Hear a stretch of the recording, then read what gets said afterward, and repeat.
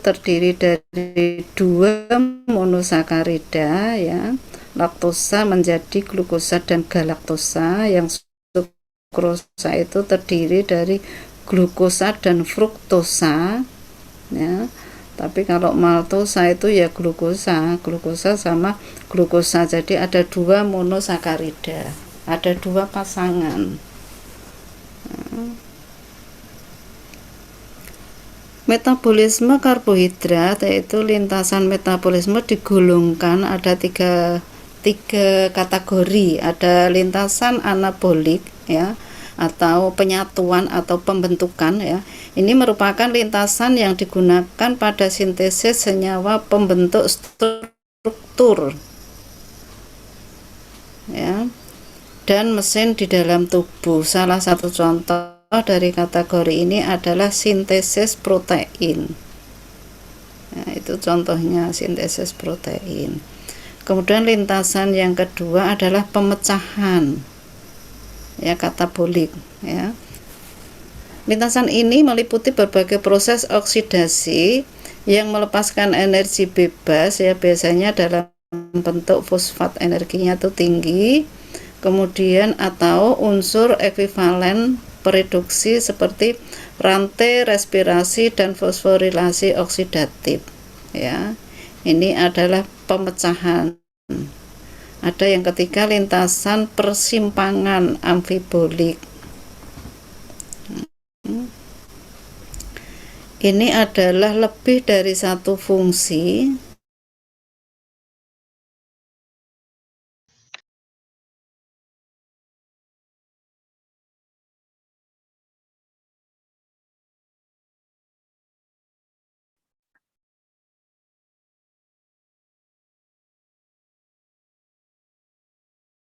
pemahaman di awal aja secara ringkas. Jalur-jalur metabolisme karbohidrat itu adalah glukosa. Nah, ini sebagai bahan bakar yang utama akan mengalami glikolisis atau pecah menjadi 2, yaitu pirufat ya, jika tersedia. Kemudian tahap ini dihasilkan energi, yaitu berupa ATP ya. Kemudian masing-masing pirufat ini akan dioksidasi menjadi asetil-CoA ya.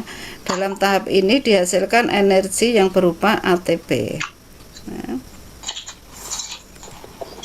Nah, ini adalah asetil-CoA masuk ke jalur persimpangan, yaitu siklus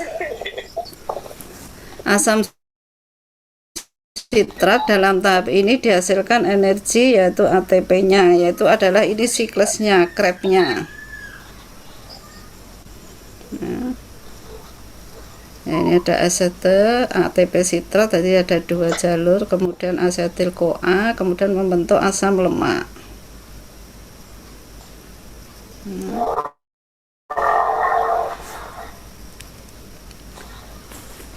karbohidrat yang kompleks itu adalah olisakarida ya, menjadi monosakarida, rantainya pendek ya ini. Kemudian polisakarida, monosakarida rantainya panjang. Kalau dari polisakarida ke monosakarida itu rantainya panjang ya. Contohnya adalah ada padi, ada selulosa, glikogen ya. Ini untuk pengendalian kadar gula. Ini absorpsinya karbohidrat ya. Nanti akan dijelaskan lebih lengkap. Memang ini hanya sepintas saja gambarannya. Di kimia klinik 1 itu akan belajar tentang apa sih, terutama glukosa, kemudian protein ya. Kemudian ada fungsi hepar, itu untuk ada kolesterol, ada trigliserid ya. Itu yang dipelajari baik di teori maupun nanti di prakteknya. Oh sebentar, ini kayaknya salah, ini yang materi. Bentar ya.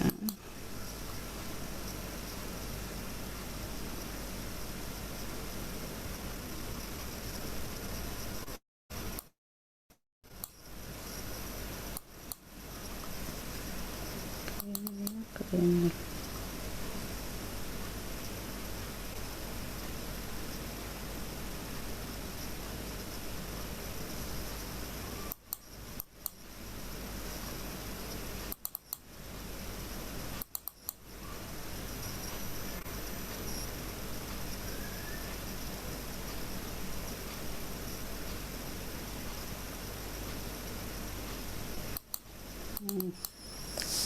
Salah tadi. Oke, tadi sudah. Ini yang untuk pengantar prakteknya salah itu tadi, salah materi. Terlihatkah? Oh, belum stop screen tadi ya.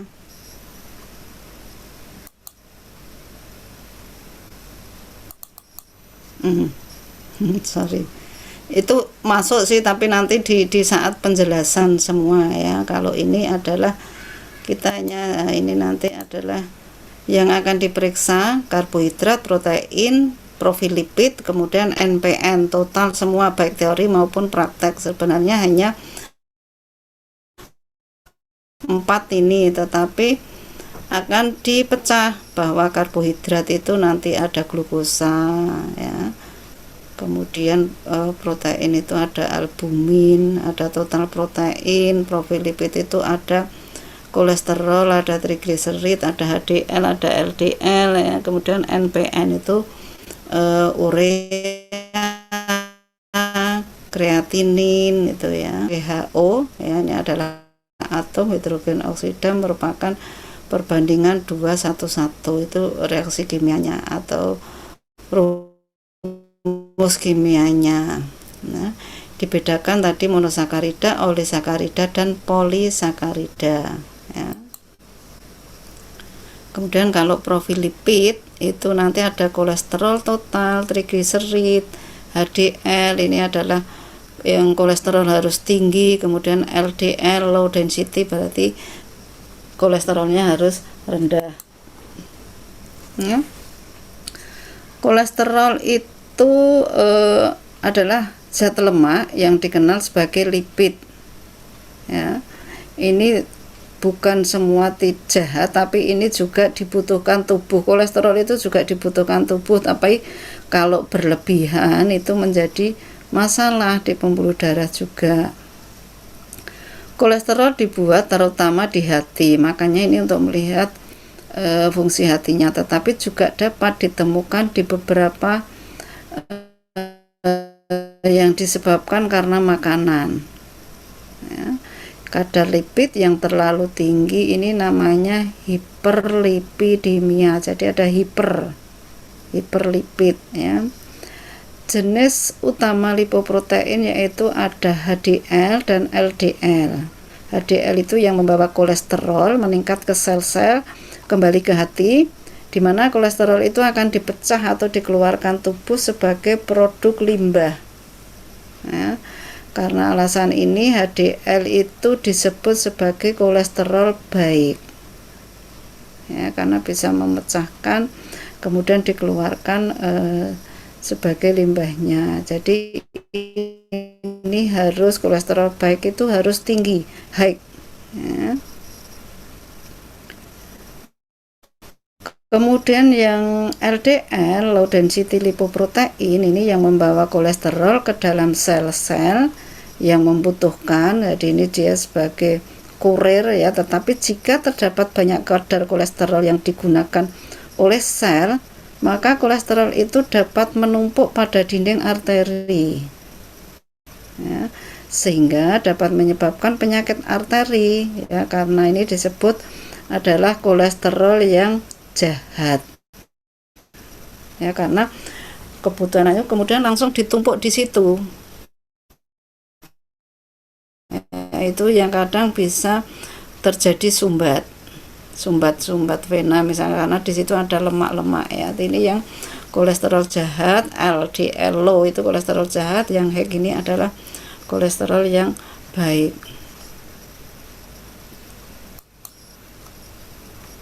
ya.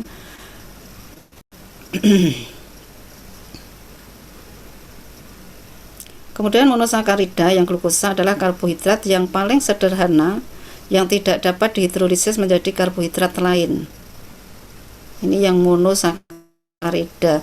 Sebagian besar monosakarida itu dikenal sebagai heksosa karena terdiri dari 6 rantai atau terdiri dari 6 cincin karbon. 3 jenis heksosa yang penting dalam gizi itu ya ada glukosa, fruktosa, dan galaktosa. Ya. Kemudian fungsinya ini adalah sebagai sumber energi, pemberi rasa manis pada makanan, penghemat protein, pengatur metabolisme lemak, juga membantu pengeluaran feses. Nah, kalau tanpa gula ya berarti kadang fesesnya itu susah keluarnya. Nah, glukosa itu nanti ada glukosa sewaktu, ada puasa 2 jam ya, juga bisa dilihat dari serum maupun plasma ya. Serum plasma itu bedanya dengan yang satu pakai antikoagulan, yang satu tidak pakai antikoagulan ya. Pemeriksaannya akan menggunakan metodenya adalah GOD-PAP ya, glukosa oksidase para amino penason. Ini adalah metodenya ya. Untuk pemeriksaan glukosa ini nanti dijelaskan di praktek juga sih, mungkin juga ada videonya ya, membentuk asam glukonat ya dan hidrogen peroksida plus fenol ya. Kemudian di prosedurnya nanti ada ya, jadi di kimia klinik itu prosedurnya tidak harus dihafalkan karena setiap kit KT belinya adalah kit-kitan yang bentuk kemasan, itu di dalam sudah ada prosedurnya. Nah, kenapa nggak usah dihafal? Karena kadang kita pesen merek yang human misalkan, tapi human kosong ya, kita pindah ke merek diasis itu nanti di dalam diasis juga ada prosedurnya sendiri, sehingga yang penting bisa membaca prosedur. Nanti akan diajari bagaimana caranya membaca prosedur ya. Ini kalau di prakteknya. Kemudian juga ini yang pemeriksaan yang dibahas nanti di protein total ya. Kalau protein itu menggunakannya yang dipakai adalah serum, bahwa protein ada protein sendiri, ada albumin pecahannya ya. Ini hanya pengantar aja, nanti kalau butuh PPT-nya bisa dikirim ke sipennya. Protein adalah senyawa polimerik yang terdiri dari 40 atau lebih asam amino. Terikat satu sama lain oleh ikatan peptida. Salah satu fungsi dari protein adalah untuk pertumbuhan. Ya, protein plasma itu ada albumin dan globulin. Ya, kemarin mungkin pada saat penjelasan di urin bahwa kita melihat protein itu ada dua, ada albumin juga ada globulin ya. Tuh, albumin itu adalah protein utama yang terdapat dalam darah manusia, mengatur tekanan osmotik dalam darah. Merupakan fungsi utama protein yang diproduksi di organ hati. Hati itu fungsinya banyak, tapi makanya kalau fungsi hatinya sudah rusak, apakah karena hepatitis atau karena ada kanker di sana, biasanya ginjalnya semua itu akan berpengaruh ke sana ya. Karena ini adalah semua produk itu banyak yang dilakukan di hati. Pembentukan darah pun juga di hati ya. Keseimbangan albumin itu dibutuhkan untuk menjaga agar cairan yang terdapat dalam darah itu bocor ke jaringan tubuh. Nah, cairan di darah namanya apa? Darah itu ada cairan, kemudian ada sel-sel. Nah, cairan itu namanya serum atau plasma. Nah, kalau selnya itu bisa sel leukosit, eritrosit, atau trombosit. Ya. Kalau terjadi peningkatan ini adalah hiper ya protein ya, tapi kalau proteinnya turun itu berarti hipoproteinemia ya. Jadi tinggal kalau mestinya kalau ada soal hiper ya berarti ini ada produksi yang meningkat ya. Sedangkan hipoproteinemia itu terjadi pada kelainan ginjal di mana protein dikeluarkan melalui urin. Jadi di urin itu proteinnya akan sangat tinggi. Nah, karena memang dikeluarkan oleh ginjal. Pemeriksaan protein serum itu mengidentifikasi adanya kelainan hati ya, tapi kalau yang di urin ini adalah di ginjalnya. Nanti juga kalau di urinnya proteinnya banyak berarti di dalam darah banyak atau sedikit.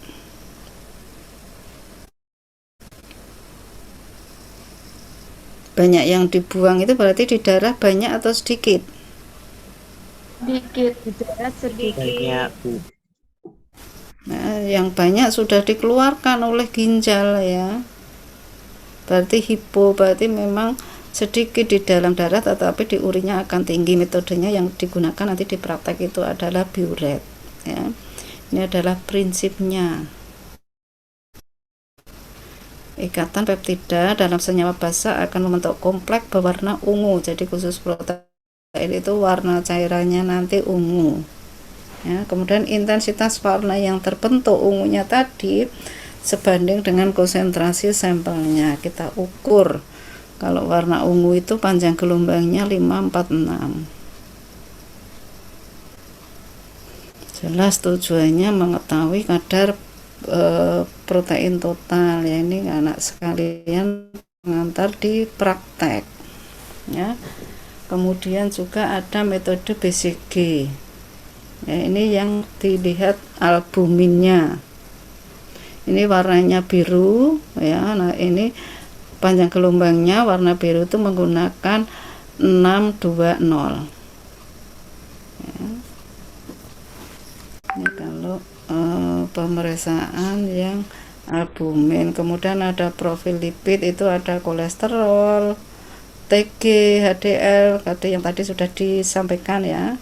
LDL itu kolesterol yang jahat, kalau HDL itu kolesterol yang baik ya.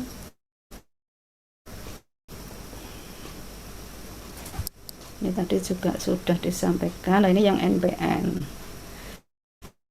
non protein nitrogen. Ini adalah metabolisme protein ya, hasil dari metabolisme protein tidak dapat diendapkan oleh reagen ya. Ini pemeriksaannya nanti ada pemeriksaan urea, asam urat, kreatinin ya, kreatin, asam amino dan amonia ya. Tapi sepertinya yang dikerjakan hanya asam urat, kreatinin dan urea ya. Yang asam amino dan amoniaknya tidak.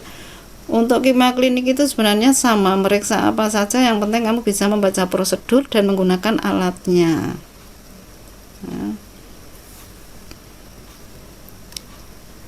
Ada yang disebut BUN atau blood urea nitrogen ya. Ini adalah perhitungan dari kadar ureumnya, kemudian kadar ureumnya itu berapa setelah perhitungan dibagi 2,14 ya. Ini sering keluar di soal UKOM ya. Nanti 2,14 nya ini ada 21,4, 2,14 tanpa koma, ada 0,2 lah, itu kadang terkecoh di angka itu ya. Karena bagian terbesar itu di NPN itu adalah urea, maka kadar urea dalam darah dianggap bersesuaian dengan kadar NPN ya. Jadi ini bunnya atau blood urea nitrogennya dihitung menggunakan rumus ini. Yang diperiksa hanya ureumnya saja, kemudian dimasukkan ke dalam rumus. Oke. Ureum itu adalah hasil akhir metabolisme protein ya yang disintesa dalam hati dari amoniak melalui siklus ornitin. Orium diekresi melalui ginjal, usus, kemudian air liur juga keringat ekresinya, ya, tidak hanya lewat urin, ya. Konsentrasinya tergantung produksi orium di hati atau laju tubuler di ginjal. Kalau di hati menurun pada penyakit liver, kemudian meningkat pada peningkatan katabolisme protein, peningkatan pencernaan protein dalam usus.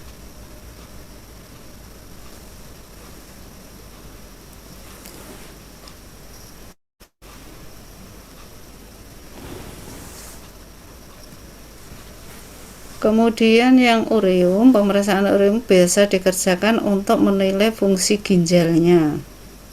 Ya, ureum protein itu biasanya untuk melihat fungsi ginjal.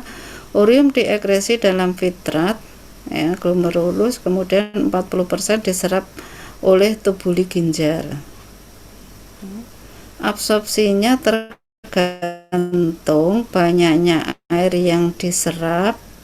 Perbedaan kadar ureum antara cairan filtrat dengan cairan interstisial dan cairan intraseluler. Jadi kalau ginjalnya sudah terganggu, biasanya tidak boleh menyerap air banyak-banyak, karena nanti tidak bisa, sisa pembuangan itu tidak bisa dikeluarkan lewat urin, tapi malah dikeluarkan di kulit-kulit di pembuluh, sehingga kadang kalau ginjalnya terganggu itu tubuh itu menjadi bengkak. Bengkak itu kakinya besar, ya, mulai dari kaki, nanti badannya gemuknya itu gemuk yang ginjal, bukan gemuk yang sehat, ya. Itu biasanya makanya harus selalu dicuci darah, karena darah yang kotor itu tidak bisa diserap ginjal, dibuang, ya, sehingga harus darah itu dicuci, ya. Kreatinin, pemeriksaan kadar serum kreatinin untuk menilai fungsi ginjal juga, ya, penurunan GFR-nya, ya, merupakan hasil metabolisme yang normal di dalam otot. Ini tidak tergantung metabolisme protein, ya. Kenaikan minimal akibat konsumsi protein hewani. Jadi protein hewani ini yang biasa meningkatkan, ya, di kreatininnya.